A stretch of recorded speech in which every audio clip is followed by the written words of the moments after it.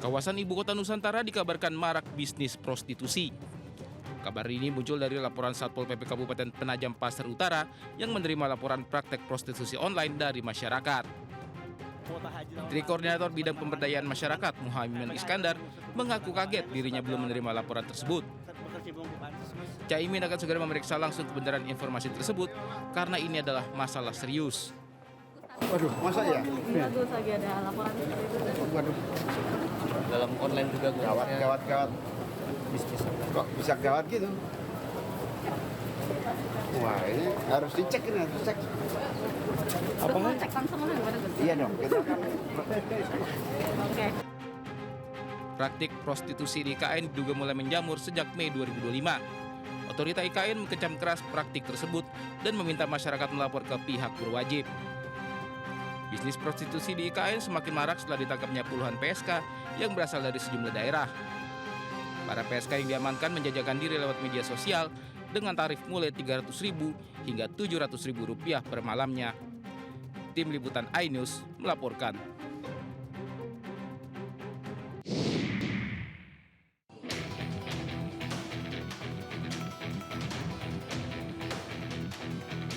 Kabar adanya praktik prostitusi di sekitar wilayah Sepaku Kabupaten Penajam Pasir Utara kian menjadi sorotan publik.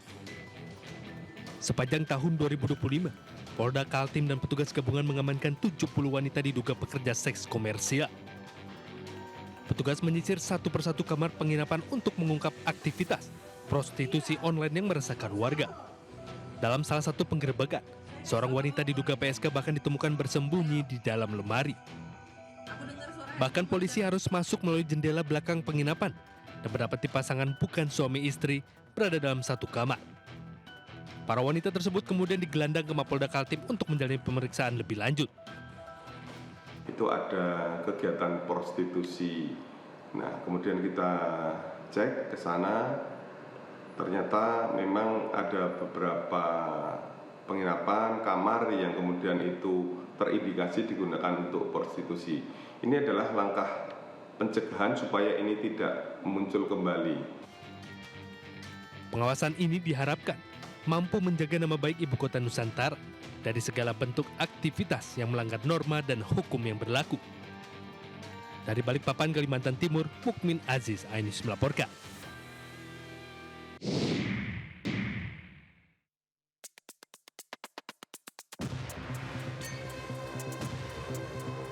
Kelompok kriminal bersenjata melakukan aksi penembakan terhadap rumah warga dan gereja di Kampung Pinapa, Papua Tengah pada hari Minggu lalu.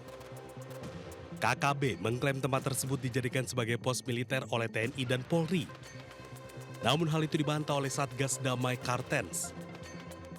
Mereka mengklaim hal itu sebagai bentuk propaganda untuk membenarkan tindakan penyebaran teror mereka. Kami tegaskan bahwa fasilitas sipil yang dibakar oleh kelompok kriminal bersenjata, termasuk rumah dinas bupati, kantor distrik, gereja, sekolah, dan puskesmas, tidak digunakan sebagai pos militer oleh TNI maupun Polri. Tuduhan tersebut adalah bentuk propaganda sistematis yang bertujuan menciptakan ketidakpercayaan publik dan memecah belah persatuan masyarakat. Selain rumah dinas Bupati Puncak dan kantor distrik, KKB juga membakar 4 bangunan lain di Kampung Pinapa, yakni 1 unit gereja, puskesmas, dan 1 unit bangunan sekolah. Tidak ada korban akibat pembakaran ini dan situasi di lokasi saat ini berangsur kondusif dan dikuasai oleh Satgas Damai Kartens. Dari Jayapura, Papua, Cornelia Mudumi, iNews melaporkan.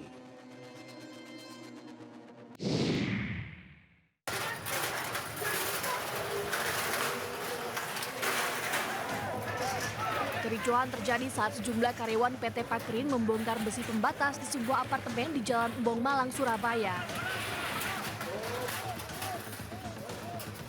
Masa aksi berupaya masuk ke dalam apartemen untuk mencari seorang direksi yang diduga tinggal di apartemen tersebut.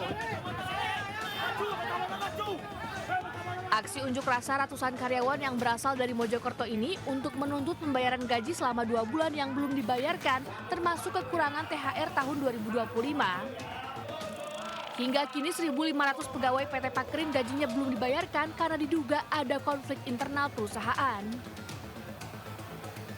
Adapun tuntutan mereka adalah untuk menagih pembayaran upah selama 2 bulan, bulan Mei dan Juni, dan juga pembayaran kekurangan THR tahun 2025.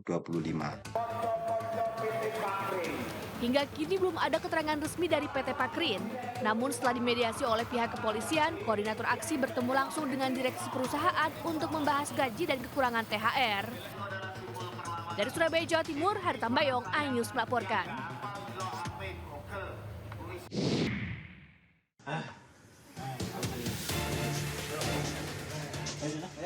Polisi gabungan menangkap seorang pria pelaku penembakan staf desa yang merupakan saudara iparnya di Kota Balikpapan, Kalimantan Timur. Pelaku berusia 42 tahun ini menembak saudara iparnya di Desa Panaikang, Patalasang, Goa. Pelaku melarikan diri dari wilayah Mamuju menuju Balikpapan. Pelaku dibawa ke Polda Sulawesi Selatan untuk dilakukan pemeriksaan. Dalam pemeriksaan polisi, pelaku menembak karena tersinggung dengan kata-kata korban kepada istrinya terkait permasalahan pembagian tanah. Saya pergi dulu minum di teman. Oh, kembali ke minum. Iya. Langsung besoknya langsung kabur. Enggak, itu malam nih saya telepon kakak. Dia bilang, di mana kan? Bilang saya ada di Kendari. Bilang siapa di rumah? Bilang kosong. Bilang saya nginep dulu di situ. Penyelidikan polisi, motif tersangka menembak korban menggunakan senapan angin dipicu perebutan harta warisan karena istrinya mendapat bagian lebih sedikit.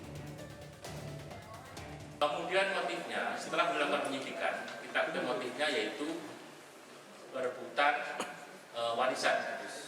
Karena antara korban dengan istri tersangka ini masih saudara. Kemudian istri dari tersangka ini mendapatkan lebih sedikit, mereka kemudian dendam, kemudian melakukan tindak pidana seperti yang saya sampaikan ini. Korban saat akan pulang menuju rumahnya dengan berjalan kaki tiba-tiba ditembak menggunakan senapan angin dari jarak 4 meter. Polisi mengamankan senapan angin, 1 unit proyektil kaliber 4,5 mm, 1 unit handphone serta senjata tajam. Tersangka terancam hukuman 5 tahun penjara. Dari Kota Makassar dan Maros, Muhammad Nurbuni, Wahyu Ruslan, iNews melaporkan.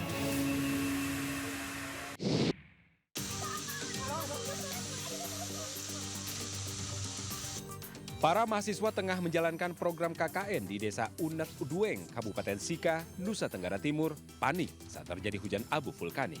1 mahasiswi dibopong oleh rekannya karena mengalami sesak nafas. Peristiwa ini terjadi saat erupsi gunung api Lewotobi laki-laki.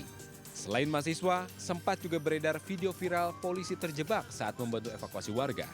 Sementara pihak kampus membenarkan peristiwa itu, universitas telah mendistribusikan air minum bersih dan masker untuk dibagikan kepada mahasiswa KKN dan warga terdampak. Para mahasiswa pun telah dievakuasi ke lokasi yang aman. Sementara mahasiswa yang mengalami sesak napas telah dievakuasi ke Kota Maumere untuk mendapatkan perawatan lebih lanjut. Dari Flores Timur, Joni Nura, iNews melaporkan.